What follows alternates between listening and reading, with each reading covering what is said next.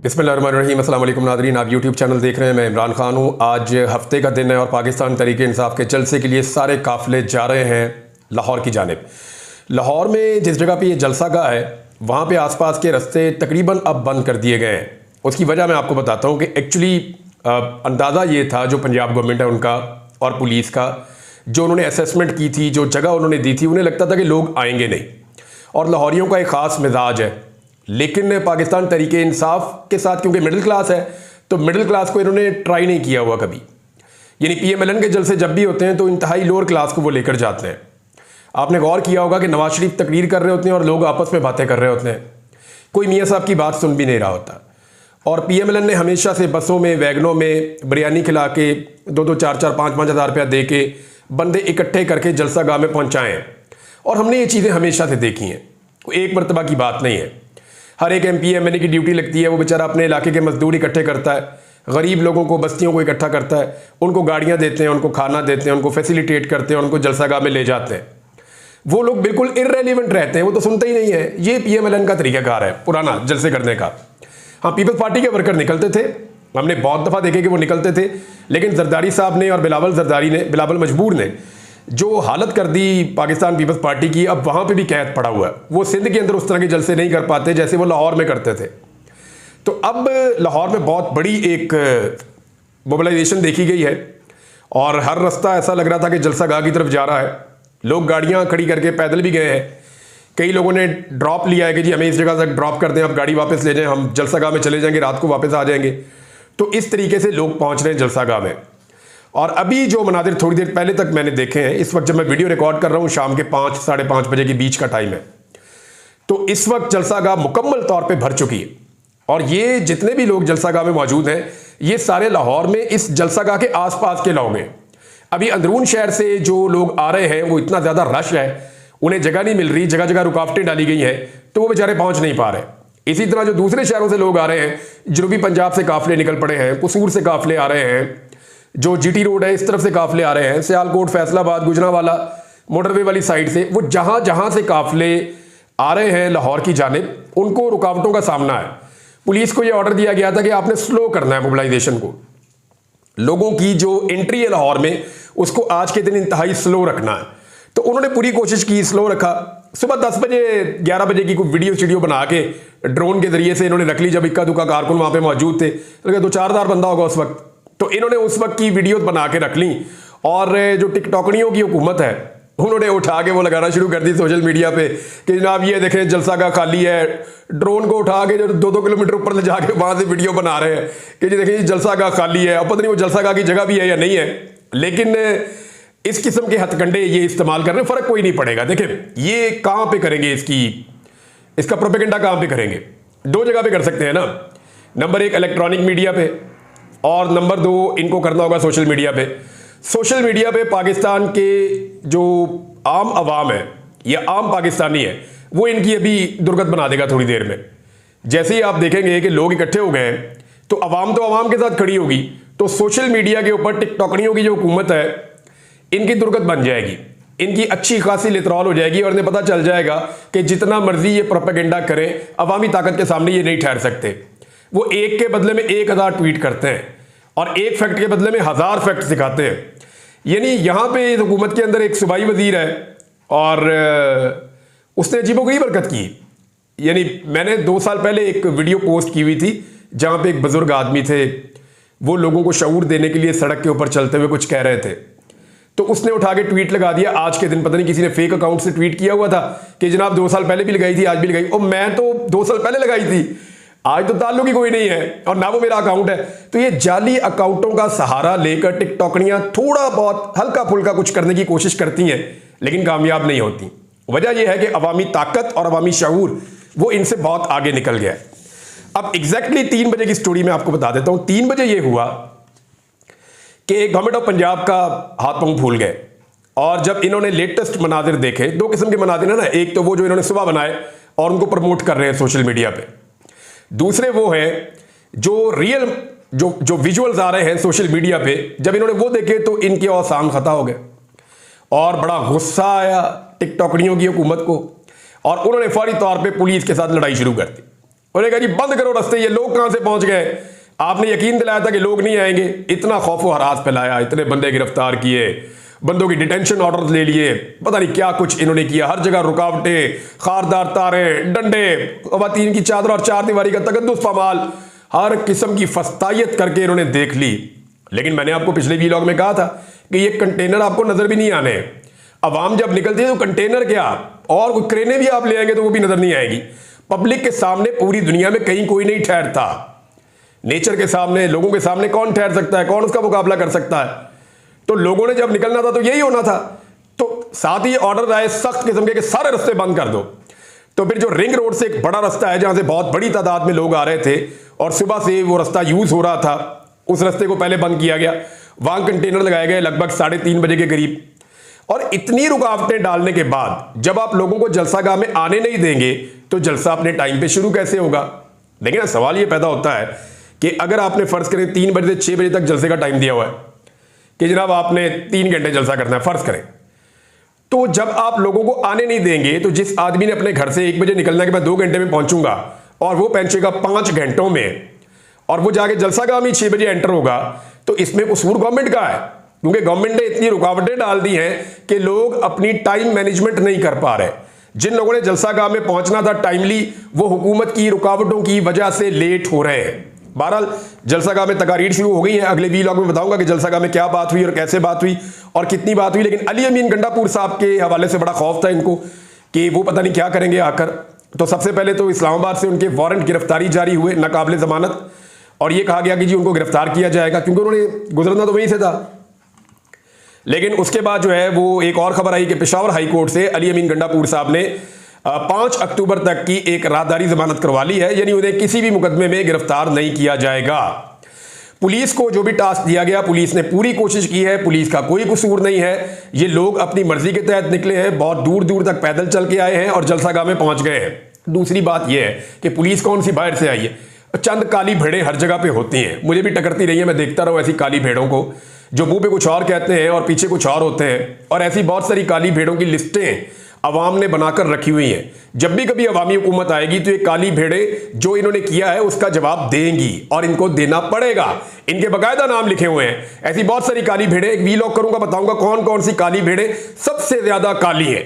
एक वीलॉग करेंगे, सबका नाम लेके तस्वीर दिखा के आपको बताऊंगा कि ये काली भेड़ें जिन्होंने सबसे ज्यादा जुल्म और फस्तायत और जबर किया है। बहरहाल ज्यादातर पुलिस वाले अवाम की तरह की हैं और वो भी चाहते हैं कि अवाम अगर अपनी बात करना चाहती है तो करे, लेकिन बेचारे मजबूर हैं। कैसे? जैसे बसंती मजबूर थी, कैसे? जैसे बिलावल मजबूर है, कैसे? जैसे शहबाज शरीफ, वो तो है ही मजबूर। तो बहरहाल ये पाकिस्तान तहरीक इंसाफ तमाम तर रुकावटों के बावजूद वो पहुंच गई है। इसका क्रेडिट आपको अगर देना है तो जो लाहौर की क़यादत है उनको देना पड़ेगा। शेख इम्तियाज़ हैं, उनके सेक्रेटरी जनरल हैं, इन लोगों ने बड़ा काम किया है। ख़वातीन ने बहुत काम किया, बाज़ारों में जाके, गलियों में जाके, दुकानों पे जाके। आलिया हमजा साहिबा ने बड़ी भाग दौड़ की है, उनका नाम ज़रूर लेना चाहिए। और जितनी भी पंजाब की क़यादत है पाकिस्तान तहरीक इंसाफ की, उन्होंने बदतरीन हालात के बावजूद, यानी ये हालात अच्छे नहीं है, इन हालात में जलसा हो ही नहीं सकता, यानी इतनी रुकावटें, खारदार तारे, इतनी गिरफ्तारियां, नज़रबंदियां, मारकुटाई, कंटेनर्स और ये नाके जगह जगह पे, इन सारी चीजों के बावजूद अगर पाकिस्तान तहरीक इंसाफ एक कामयाब जलसा कर रही है तो ये लाहौर का एक नया रिकॉर्ड है और ये रिकॉर्ड नहीं टूटेगा। इससे 5% भी हो ना जुल्म और ज्यादती तो पीएमएलएन लाहौर में जलसा नहीं कर सकती, सोच भी नहीं सकती जलसा करने का, ये कभी कर ही नहीं सकते। मैंने इनके लीडर्स को जूतियां छोड़ के भागते हुए देखा है। मैं आपको बताता हूं, परवेज मुशर्रफ के दौर में ये एहतजाज करने आते थे नीला गुंबद पे। नीला गुंबद इसलिए आते थे कि वहां पे रश लगा हुआ होता था और जुम्मे की नमाज के बाद वहां जामिया मस्जिद की जो लोग निकलते थे बाहर रश बन जाता था। तो ये वहां पे ताजर क्योंकि इनके साथ थोड़े से कंफर्टेबल भी थे तो नून लीग वाले वहां पे एहतजाज करने आते थे। मैंने अपनी आंखों से देखा एक दूसरे से हाथ छुड़ा के भागते हुए, जैसे इन्हें पुलिस का सायरन सुनाई देता था, ये जैसे इनको पता चलता था पुलिस आने वाली है, ये माइक छोड़ के ट्रकों से उतर के भाग जाते थे। ये मैंने नून लीगियों की हालत देखी है। 2-4 बंदों के अलावा किसी ने मार नहीं खाई। वो एक वहीद साहब थे लाहौर में, उनको मैंने देखा वो डट जाते थे, मार खाते थे। ज़ईम हुसैन कादरी, उनको मैंने देखा वो डट के मार खाते थे। और कुछ लोग थे पीएमएलएन के, लेकिन ज्यादातर ये जितने लीडर बने हुए ये भाग जाते थे, ये खड़े कभी नहीं हुए रंगबाज। तो अब अवामी ताकत आप देख लें कि उनके साथ उस दौर में कितनी अवामी ताकत थी। मुशर्रफ साहब ने इसका 10-20% जुल्म किया होगा जो जुल्म इन्होंने किया है, और मुशर्रफ साहब के दौर में इनके बंदे ढूंढने से नहीं मिलते थे, जबकि इस वक्त पाकिस्तान तहरीक इंसाफ का तोती बोलता है पूरे पाकिस्तान में, पूरे पंजाब में। तो ये जो तासुर बनाना चाह रहे हैं ना कि जलसा नाकाम हो गया, वो बनेगा नहीं, क्योंकि आज शाम को जो मनाजिर आएंगे वो सब लोग देख लेंगे। अली अमीन गंडापुर को चैलेंज किया गया था कि अटक पुल क्रॉस करके दिखाए, वो अटक क्रॉस करके पंजाब में दाखिल हो गया और वो सीधा अपने काफिले लेकर लाहौर की तरफ आ रहा है, और बहुत सारे काफिले अभी रास्ते में हैं। जब ये सारे काफिले रात को पहुंचेंगे लाहौर, तो फिर आपको आइडिया हो जाएगा कि एक्चुअली ये कितनी बड़ी आवाम की मोबिलाइजेशन थी और कितना बड़ा एक इवेंट है जो लाहौर में जलसे का बना है। अच्छा, एक चीज मैं आपको और बताऊं कि अभी खबर आई है कि इलेक्शन कमीशन ने पाकिस्तान पीपल्स पार्टी को एक और मखसूस नशिस्त से नवाज दिया है, यानी वो एक एक करके अपनी सीटें पूरी देंगे। इलेक्शन कमीशन की एक्सटेंशन का मामला है कि इलेक्शन कमीशन को एक्सटेंशन मिलेगी, और उसके लिए जो है वो एक तरमीम भी करना चाहते हैं। तो इलेक्शन कमीशन क्यों नहीं चाहेगा कि उसको एक्सटेंशन मिले, हालांकि वो फारिग हो रहा है अगले साल शुरू में। तो इलेक्शन कमीशन जो है वो फारिग होने से पहले चाहेगा उसको एक्सटेंशन मिल जाए, तो उसके लिए 2/3 अक्सरियत चाहिए ताकि आईनी तरमीम हो जाए। काजी फायद ईसा साहब को अगर एक्सटेंशन चाहिए तो उनको भी आईनी तरमीम चाहिए। अभी काजी साहब ने पिछले दिनों 3-4 बंदे जो है वो गिफ्ट किए हैं पीएमएलएन को, पीटीआई की सीटें छीन कर पीएमएलएन को दी हैं, जिसके बाद वो 12 हो गए थे, 212।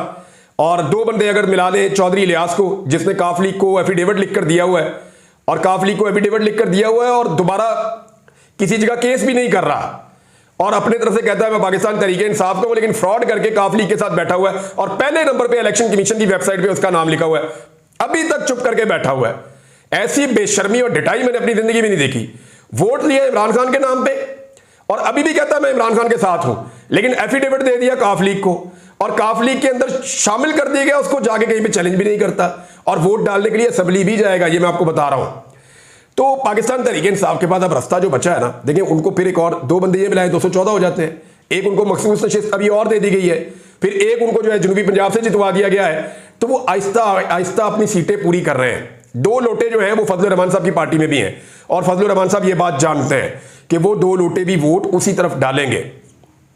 लेकिन उससे पहले जो डिफेक्शन क्लॉज है आर्टिकल 63A, उसको खत्म करना होगा सुप्रीम कोर्ट ऑफ पाकिस्तान के जरिए। उसकी रिव्यू मैंने आपको कल वाली वीलॉग में सारी बात बताई थी कि ये प्रैक्टिस एंड प्रोसीजर जो एक्ट है, इसके अंदर जो सदारती ऑर्डिनेंस के जरिए तरमीम की गई है, ये इसी मकसद के लिए की गई है ताकि जिसका चाहे वोट हासिल करे और वोट काउंट भी हो जाए। तो 2 वोट तो वहां से मिल जाएंगे इनको, अब इनको 5-6 वोट चाहिए। पाकिस्तान तहरीक इंसाफ की जिम्मेदारी बहुत बढ़ गई है।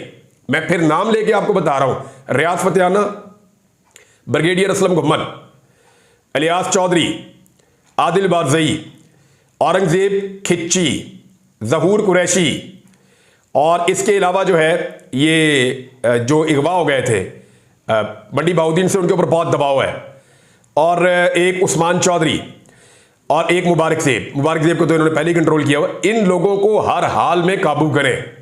और जिन लोगों पे शक है, एक्चुअली 15 से 17 लोग हैं पाकिस्तान तहरीक इंसाफ की जो इंटरनल एक वर्किंग कमेटी है, उन्होंने जब लिस्ट तैयार की तो उनको 15 से 17 लोगों पे शक है। तो वो 15-17 लोग जो है वो खैबर पख्तूनख्वा में उनको महफूज रखा जाए, और जब तक काजी फायद ईसा रिटायर्ड नहीं हो जाते तब तक इनको 2/3 अक्सरियत हासिल ना करने दी जाए, वरना पाकिस्तान तहरीक इंसाफ जलसे ही करती रह जाएगी और कल को जलसे करने के काबिल भी नहीं रहेगी अगर काजी फायद ईसा साहब को एक्सटेंशन मिल गई तो। क्योंकि अवामी तहरीक जितनी जरूरी है उतना ही जरूरी है कि उन लोगों को रोका जाए जो गैर आईनी तरीके से इस मुल्क के ऊपर दोबारा मुसल्लत होना चाहते हैं। तो इसमें एक और खबर दी है, वो शरादी साहब ने दी थी, और सीनियर सहाफ़ी हैं इफ्तिखार शरादी साहब, उन्होंने दावा किया कि एस्टेब्लिशमेंट ने हुकूमत को 15 अक्टूबर तक की डेडलाइन दी हुई है, और ये कहा हुआ है कि 15 अक्टूबर तक तुम ये जो है वो आईनी तरमीम करवाओ, अगर ना करवाई तो मुल्क में इमरजेंसी लगा देंगे। मेरे ख्याल में इमरजेंसी नहीं लग सकेगी। उसकी वजह यह है पाकिस्तान में अदालतें मौजूद हैं, और अगर तो ये 2/3 अक्सरियत से आईनी तरमीम नहीं कर सकते तो फिर इमरजेंसी अगर लगाई जाती है तो ये अदालतों में चैलेंज हो जाएगी। ज़्यादा से ज़्यादा 10 दिन, 15 दिन, 20 दिन एक तहरीक चलनी है, ज़्यादा से ज़्यादा 1 महीना, इससे ऊपर नहीं जाएगा। एक तहरीक चलनी है और इमरजेंसी आपकी उड़ जानी है, और उसके बाद आपको दोबारा पाकिस्तान को इलेक्शन में जाना पड़ जाएगा। ये इतना आसान नहीं है जितना आसान कोई कह देता है। बहरहाल इस सारी सूरत हाल में जो अली गौर बलोच और सादुल्ला बलोच, इनका एक केस गया हुआ था सुप्रीम कोर्ट ऑफ पाकिस्तान में। अब ये एक सीट भी छीनने की कोशिश की जाएगी। पहले फैसला जो है सुप्रीम कोर्ट से आया था पाकिस्तान तहरीक इंसाफ के सादुल्ला बलोच के हक में, लेकिन क्योंकि उन्होंने वोट डालने से इनकार किया और अगवा भी हो गए, उनकी फैमिली भी अगवा हो गई, तो अब उनकी सीट छीनने का फैसला किया गया। वो दोबारा रिव्यू में गए अली गौर बलोच नून लीग के और उनका केस भी लग गया है। यानी मैं हैरान होता हूं कि पीटीआई ने जनवरी से अपना केस रिव्यू के लिए लगवाया हुआ है कि जी हमारा रिव्यू कर ले, बल्ले का निशान छीना हुआ, ज्यादती की हुई है आपने, वो रिव्यू नहीं लग रहा, लेकिन यहां पे फौरी तौर पे रिव्यू लग गया है। तो ये जो 2 नंबरी है ये जनाब आपके सामने है और फजलुर रहमान साहब के बगैर एक एक करके 2/3 अक्सरियत पूरी करने की कोशिश की जा रही है और मखसूस नशिस्तों के लिए पाकिस्तान तहरीक इंसाफ ने भी सुप्रीम कोर्ट ऑफ पाकिस्तान से रुजू कर लिया। सुप्रीम कोर्ट ऑफ पाकिस्तान वो पहुंच गई है। अब तहरीक इंसाफ पर डिपेंड करता है कि वो अपने बंदे कितने और किस तरह संभाल के रखती है, जबकि एक एक करके कोशिश करके बंदे पूरे करके दिए जा रहे हैं 2/3 अक्सरियत के लिए, ताकि फजलुर रहमान की मर्जी के खिलाफ भी ये 2/3 अक्सरियत से अपनी आइन में तरमीम कर लें। और अगर ये आइन में तरमीम कर ली तो ये आइन के ऊपर एक बहुत बड़ा हमला होगा और इस हवाले से वकला का मौक़िफ़ तो आप जानते हैं, वो तो पहले ही खड़े हो गए हैं। तो एक मोमेंटम पाकिस्तान में नाज़रीन एहतजाज का बन रहा है। लाहौर इस तरह मोबिलाइज हो जाएगा, इस तरह लोग निकलेंगे, ये किसी ने सोचा भी नहीं था, लेकिन हम ये मनाज़िर लाहौर से देख रहे हैं और लगातार देख रहे हैं। लोगों ने खौफ के बुत तोड़ दिए हैं। तमाम तर जुल्म और जबर के बाद लोग इस तरह निकलेंगे, नवाज शरीफ साहब इसकी तवक्को भी नहीं कर सकते थे। देखिए मियाँ साहब को तकलीफ तो होती है ना, मियाँ साहब ने वज़ीर आज़म की ओहदे से उतरे, उन्होंने कहा मुझे क्यों निकाला, बड़े नारे लगाए, लोगों को बहुत मोटिवेट किया, मरकज़ में भी उनकी हुकूमत, पंजाब में भी उनकी हुकूमत, फिर भी बंदे नहीं निकले। और एक आदमी जेल में बंद है, जेल से सिर्फ कहता है जलसा होगा और अवाम जलसागाह को ऐसे भर देती है उस आदमी के बगैर। मियाँ साहब को एहसास कमतरी और तकलीफ तो होगी, लेकिन अब मियाँ साहब आपको ये तकलीफ बर्दाश्त करनी पड़ेगी। उसकी वजह यह है क्योंकि आप गब्बर सिंह के इशारों पे बसंती की तरह नाचे हैं।